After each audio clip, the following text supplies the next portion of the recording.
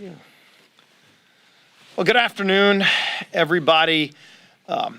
For months now, since we took the majority, we have been hard at work putting together a strong border security package. When we ran last year to get the majority, Republicans said that among the other items we ran on in our commitment to America, that we would work to secure America's border. Because since the day Joe Biden took office, he took very specific actions to open up America's border. Day one, he halted construction of the wall. He terminated the Remain in Mexico policy, ended agreements with Northern Triangle countries. And Joe Biden sent a message that America's border is open. And millions of people answered that call and started coming across our border illegally. We don't know the exact number because the White House won't tell the American people how many have come across our border illegally, nor will they tell the country where all of those people have gone. Governors don't even know how many people are sent into their states at dark of night that will be put into their school systems. Who knows what else has happened? We do know this. Many people on the terrorist watch list have been caught coming across our southern border since Joe Biden opened it up. Again, we've never been able to find out an exact number. That's something we're working on, but it's something that should concern all Americans. And we're not just talking about people coming from South and Central America. We've already identified over 140 different countries that are represented coming across our border illegally since Joe Biden took office. This is a national crisis. It's creating a lot of other problems, too. We see the fentanyl crisis and how bad it's gotten. Last year, we lost almost 100,000 young people who died from drug overdoses from drugs like fentanyl, which are made in China, pass through the cartels across our open southern border. Every single day in America, nearly 300 young people die because of fentanyl overdoses due to Joe Biden's open southern border. And what has President Biden's answer been? Every day, yesterday, today, 300 young people will die from drug overdoses from fentanyl. Tomorrow, another 300 people will die because of overdoses from drugs like fentanyl. And yet President Biden doesn't want to do a thing to change that because he wants an open southern border. Well, I can tell you House Republicans are fed up and House Republicans are taking action. The chairman and members behind me have been hard at work in the committees of jurisdiction, Judiciary Committee, Homeland Security Committee, the Foreign Affairs Committee. All have taken action now over the last few weeks to put together what I would call the strongest border security package that Congress has ever taken up. And when we return in May, the same week that Title 42 expires, we're going to bring a border security package and pass it through this House of Representatives. And we challenge President Biden to work with us to solve this problem. We're going to show the president how to solve the problem. While he's appointed his vice president to be the border czar, and she won't even acknowledge that this is a problem, most Americans know this is out of control, and the open southern border has to be closed and resolved. And let's get back to a working, functioning, legal immigration system that we're so far removed from. I want to applaud the members who have been hard at work on this. We have had meetings for months now with individual members, with groups of members to work through all of the complicated issues. And I'm excited to have these chairmen that have been working on these issues and then moving those bills through their committee to address this problem. And I will start with the chairman of the Judiciary Committee, Jim Jordan. Thanks, Stevie. Take it away, Jim. So 350,000 unaccompanied children in the last 2 years have come into our country, and Joe Biden's administration doesn't know where 85,000 of those kids are. That is, they don't know where they are, and those that they do know where they are, there is no vetting process for the homes and the places these children go to, no follow-up other than a phone call to these places. Our bill is designed to stop that. And understand this, too, as the leader mentioned. This is the result of intentional policies this administration has started from day one. As Steve mentioned, day one, they said no more wall, no more remain in Mexico. You get to our country, you're going to be released somewhere into the country. So we put together what we believe is the strongest immigration enforcement legislation ever. It deals with the unaccompanied alien children issue I just talked about. It deals with the Flores situation, deals with asylum, E-Verify, parole authority, and of course the Remain in Mexico policy, as well as visa overstay issues. We think it's a strong bill that will correct the problem I described and correct the problems we have seen now the entire 2 years of this administration. And I really want to thank, as Steve mentioned, this was a team effort. I really want to thank the members on our committee, Mr. McClintock, Mr. Biggs, Mr. Johnson, Mr. Roy, Mr. Tiffany, Mr. Moran, Mr. Bentz, and then two individuals not on the committee, Mr. Carter and Mr. Calvert, for sponsoring the elements that became this piece of legislation, which is going to get combined, I believe, with the good work that Mr. Green has done in his committee and the bill they passed, I guess, this morning out of their committee. And Mr. McCaul, whose bill passed yesterday as well. So that's what we're going to have, and we're going to be on the floor, as the leader mentioned, in a couple weeks, and take that first step into getting control of our border that hasn't been under control at all for this administration. With that, I'll yield to the chairman of the Homeland Security Committee, Mr. Green. In 2020, the nation saw about just under 500,000 people come into the country. In 2021, almost 2 million. 4 times the year prior. If you look at the last 2 years of the Biden administration and add all the numbers up, the 5 million encounters, the 1.4 million gotaways, you put it all together, we're talking well over 6 million people, more, by the way, than many states' population, like 25 state populations, by the way.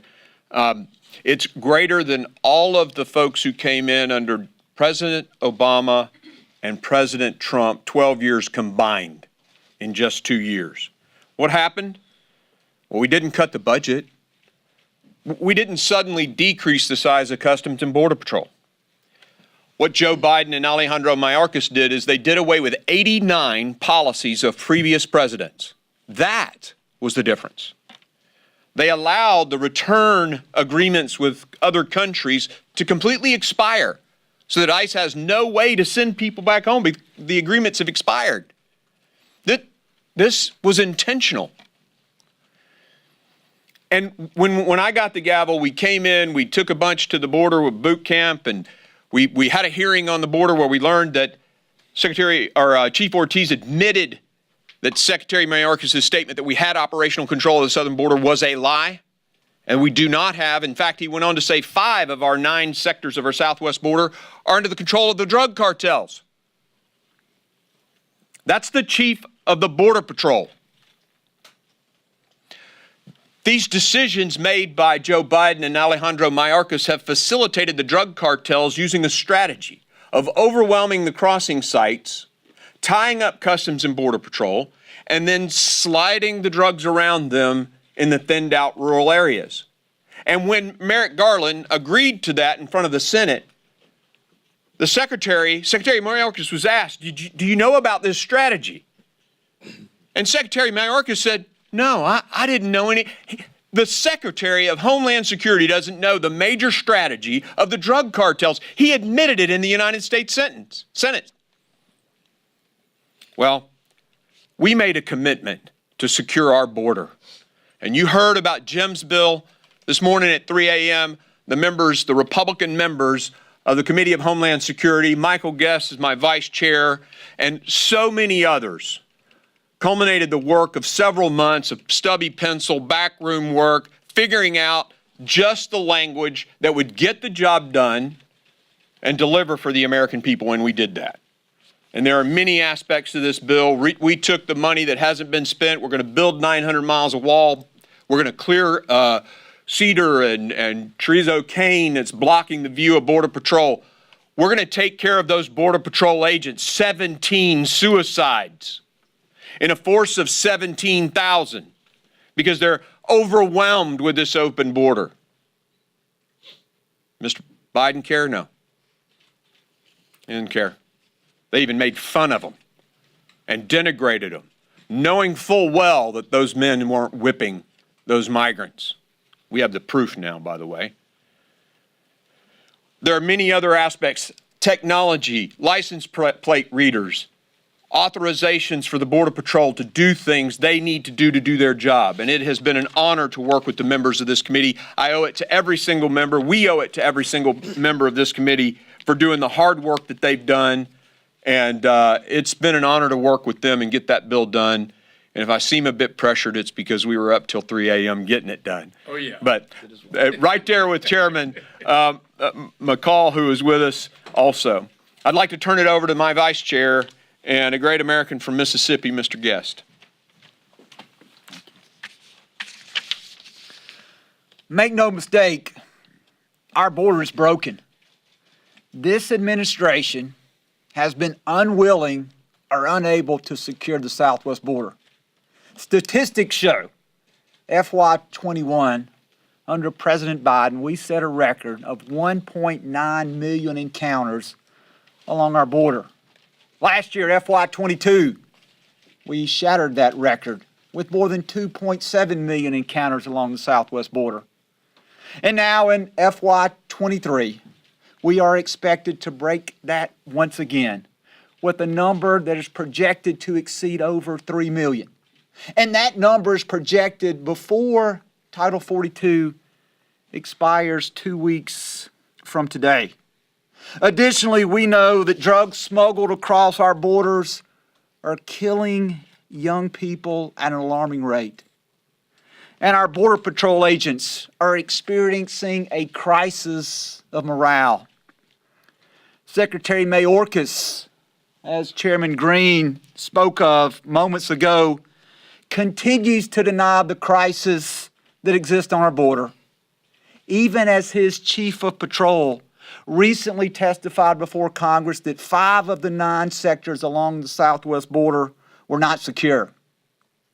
House Republicans are stepping in to fill that gap of leadership created by the inactions of this administration.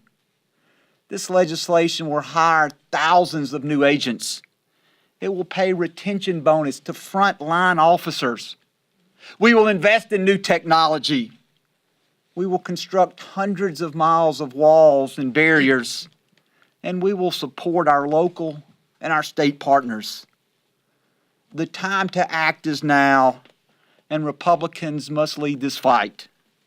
The fight to secure our border, the fight to support the hardworking men and women of law enforcement, and the fight to stop the flow of illegal drugs coming into our communities that are killing young Americans. I promise you, I pledge to you that as Republicans, we will not back down from this fight, that we will bring this legislation to the floor, and that we will combat the failures of the Biden administration.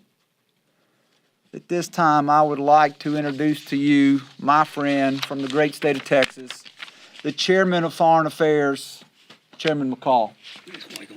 Thank you. Thanks, Leader. Jim, great work on judiciary, and we're up till, what, 3, 4 o'clock in the morning? Yeah.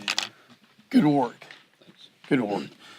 Look, I'll speak plain talk. I've dealt with this issue for 20 years in Congress.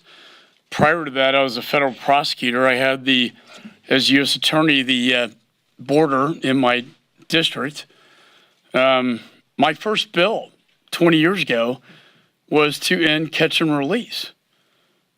And here we are 20 years later, same policy. I know this border well because my state of Texas bears the burden. My state has appropriated $4.5 billion just this session to deal with a federal government issue. It's not a state issue. It's a responsibility of the federal government. And they have the federal government has completely failed. As I told Mayorkas, sir, you have failed in your job. Interestingly, when he went down to the Border Patrol agents turned their backs on him because by what they said, he turned his back on them. The morale has never been worse. I've seen this movie so many times, and I've tried to fix it so many times. And we have a fix to it. But this is the worst I've ever seen it on the border. It is wide open. And why? Because the first thing the Biden administration did with a stroke of a pen was to rescind Remain in Mexico, to rescind the migrant protection protocols, which were working. What that meant was, if you come into the United States, you'll have to remain in Mexico pending your political asylum claim. 15% are justified, 85% are usually not. But what did that do? It sent a message. It sent a message to the cartels. It sent a message to the cartels that we're not open for business anymore. And what Biden did by rescinding Remain in Mexico sent a message to the cartels, open for business, come on in. 5 million people encounters. What are we going to do with 5 million people? 100,000 deaths due to fentanyls? My oldest daughter's been to 5 funerals. My son went to one just last Sunday. It's killing young people in America. It's dangerous. Criminals coming in, people on the terrorist watch list, for God's sakes. This is irresponsible. And we need to fix it. And you know what? As I said last night on our committee, this should not be a partisan issue. This should be an American issue, protecting the sovereignty of the United States and our borders from the threats that we see.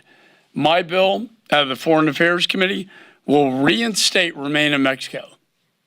It will reinstate the migrant protection protocols and the asylum claim laws with Central America so we can shut this thing down. Shut it down. This is the root cause of the entire crisis. So I want to thank the leaders, this leader, Mr. Guest, this guy, 3 o'clock in the morning. Thank you. This is an answer, a solution. It should be bipartisan. It's sad it's not. I told Benny Thompson that last night. Why can't this be bipartisan? We used to do that. But this is going to be the Republican solution to the problem. Thank you. With that, we'll be happy to take some questions. Yeah. Thank you. Are you confident that you would have 218 votes on the floor if you bring this to the floor next month? Well, our members have been very interested in having us bring a border security package to the floor. Since we ran on this last year, and especially since we took the majority, obviously our members want to know what the final product is. And so we've been working for months to put that together. And as you can see, it's gone through 3 different committees. It's a number of bills that have gone through those committees. So now that we have all the bills out, we're going to get that information to our members. I'm very confident we're going to pass it when we return in May. And again, let's challenge the president and the Senate to not only acknowledge this problem, but to join with us in actually doing something about this problem instead of sitting back and letting 300 young people die every single day and they don't care.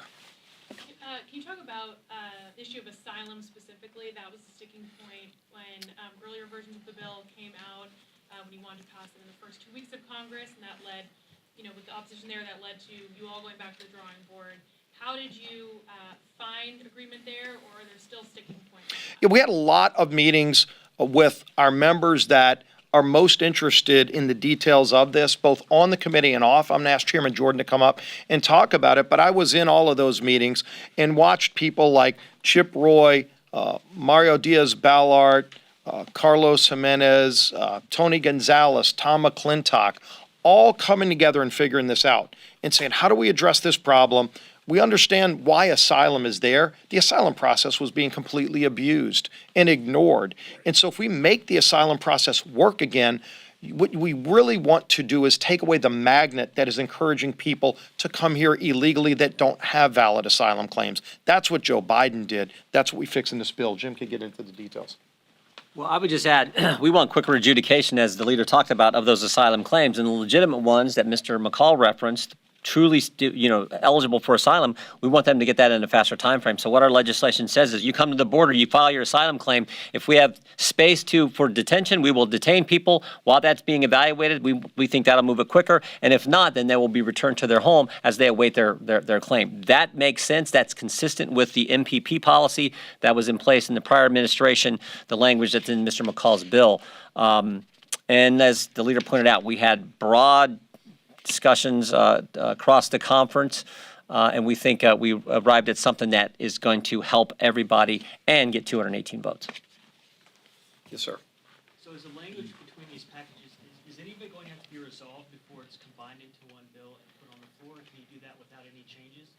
Yeah, we could package it all together. If you watch what we did with the Lower Energy Costs Act, it's probably a good model for how we're handling this. There were almost 20 different bills on what ultimately became H.R. 1. So what we did is take all the different pieces that came out of multiple committees, all dealing with lowering energy costs, and then put them into one package, H.R. 1, and you put them in different titles based on which piece they're addressing of that. Here, in this case, all fall under the category of border security, but 3 different committees with a number of different bills addressing all of these different problems, and so we'll pull them all together into one piece of legislation.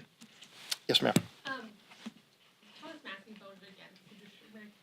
Bill, completely verifying language. I think other members like Dan Newhouse have questions about that piece. Or are you having conversations with them, and do you anticipate it's going to change? In fact, I talked to Dan Newhouse again this morning about that. We're continuing to have conversations with our members. And a lot of the members have been watching how all the pieces have been coming together. And again, those who are the most passionate about this, that have some of their own ideas, have been working with us, coming into some of these meetings, and then ultimately you work through those issues, and then we'll bring the package to the floor. Yeah. Do you plan on having a line of communication with either the administration or red state senators so that this, or should I say, red state Democratic senators, in order to get this passed? Something tells me they're going to be hearing about it from their constituents. We all have been heeding the calls from all of our constituents. This is not just an issue that involves border state members. As we've seen and pointed out for over a year and a half now, because of what Joe Biden did to open up our border and not just create this crisis in states like Texas, but then to have other groups literally at dark of night shipping people to every state in America. Every state is now a border state. And we don't know how bad the problem is because they're hiding these facts from the American people. Every one of you should be asking the White House, will you give us a number of how many people have come across illegally, and where have you sent them? They're being sent somewhere. In many cases, and it's been reported, at dark of night, they were having a committee hearing until 3 o'clock in the morning. Every night our border security is at the border at 3 o'clock in the morning and every other hour. But then they put them on buses, on trains, on planes, and nobody knows where they go. And so every elected officials heard about this problem. The problem is some of those elected officials have put their head in the sand for far too long. They're not going to be able to hide from this anymore because there will be a vote on the House floor where every member of Congress, Republican, Democrat, will have to take a side. Are you going to side with people who are sick and tired of watching 300 young people die every single day? Or are you going to do something about it like we are? And shame on them if they hide from this problem any longer. Yeah. If I can ask a two-part question. You talked a lot about new investments that you would make in the border. How would you pay for that under the spending bill that you passed yesterday? And then second, as a way of trying to get this bill enacted into law, would any one of you accept a provision to help dreamers as part of the bill? Well, first of all, on the funding, the border, all the different entities under Homeland Security have all the money they need to solve this problem. What they've done is taken specific action to make the problem worse. And then it becomes more expensive. When President Biden says the border's open by getting rid of Remain in Mexico, by stopping construction of the wall. And we went to some of these sites. I remember one of the first border trips I took after President Biden created this problem.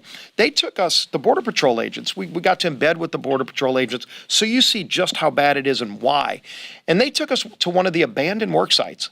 So President Biden was paying the construction company that was tasked with building the wall, he was paying them not to build the wall. It's sort of what he did paying people not to work. It's actually more expensive to do that because then you don't get the economic benefit of the money you're spending. So you're spending money to not do something that would have actually saved the taxpayers money. By making the border process work properly and securing the border, we will save billions of taxpayer dollars, and it's a long time coming. I know it went through your committee if you want to touch on that. Yeah, so we did cut go, which is our commitment to America too, right? When we built the rules of how this House would operate. So if you look at the back of the bill, there are very specific programs listed to cut to cover where we increase the money. So for example, the bonus that's going to go to the retention bonus that's going to go to the Border Patrol guys, $9,000 roughly per agent.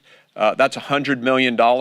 You can see where we take that money from in there. It's a minimal amount, but the cuts are at the bottom of the bill, and the plus-ups are in those personnel numbers. Last question. More on Central America. So Secretary Mayorkas just put out a proposal to help ease the influx once Title 42 comes to an end. Part of that proposal is to create more processing centers in Central America. Do you think that would in any way reduce the volume of migrants coming to the U.S. border? What President Biden and Secretary Mayorkas are doing are doubling down on the failed policies that created this problem rather than working with us to solve the problem. Again, we have the most generous immigration system in the world. America lets in over 1 million people a year legally into our country. It's part of the American dream story that we all tell. So many of us are families of immigrants. And there is a legal process to come here. And I think that's what the president forgets about, is that people want to get back to the legal process. So this idea that you just create more opportunities for people to come here illegally and then look the other way, that's what created the Dreamer problem. That's what created this new problem, is that they're encouraging people to come into America legally, knowing they don't have valid asylum claims, they don't have beds to house them. There's no mechanism when they send them to other states to take care of those folks. They don't care about those people. They're just bringing them here for some political agenda, and then they don't care what happens to them after, but they have no plan for them. What we're saying is let's get back to the legal system that should be working for everybody. Everybody should know what the rules are to come to America, just like any other country. Other countries have limits on how many people come into their nations, and their numbers are a lot lower than ours. Name a nation that's close to us. Over 1 million people a year we let in legally every year. The more you incentivize people, the bigger the wave will be. And all the processing centers do is provide more incentive. Oh, the door's even more open. All I got to do is get a coyote from the drug cartel to fill out my CBP1 app for me. I'm sure they're paying another little extra fee to get that done. Every single thing Alejandro Mayorkas is doing is to speed more people into this country. You take a look at his budget. It's intentional. They cut CBP and put billions more into a contingency fund to bring more people into the country. This is intentional. And the drug cartels are seizing the day to get more fentanyl in here and make more money. And you ask the parents of that little baby, how many of you have children, was crawling around on the floor of a VRBO in Florida. The tenant before had fentanyl. The little baby was dead. Every single American is at risk for these ridiculous open door policies. Well, we've had enough. And these bills and the men that have done, and men and women who've done the work to put this together are saying no more. And I do want to make this point before the final question, because we haven't talked about this yet. Today, we've talked about this in other settings, and I think all of you know this. However much it gets covered, it's not enough. What President Biden has done to open up the southern border has created a multi-billion-dollar industry for the drug cartels of Mexico. President Biden is providing billions of dollars to the drug cartels in Mexico, who now have operational control over our southern border. Every American ought to be outraged about that, and by the way, most are. And not only are they getting a multi-billion-dollar windfall, the drug cartels, what they're doing to these young kids. We've seen it, the rapes, the human trafficking. Not only the deaths, 300 deaths a day should be enough, but all of the other things that they're doing to these young kids are bringing across as they're making billions of dollars off of the trafficking is disgusting. Joe Biden ought to be disgusted about it. The thing is, Joe Biden can do something about it. He created this problem. He needs to work with us to solve this problem. Last question. I know a number of members of the GOP conference believe that Mr.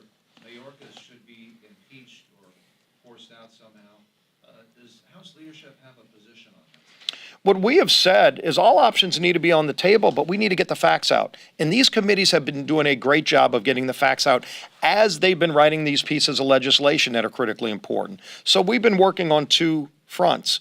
One is legislating, which is a very critical piece of our job in the majority, but the other is the oversight and accountability part. And the good news is all of these committees have been doing both. They've been having hearings to get more facts, and let's let the facts lead where they may.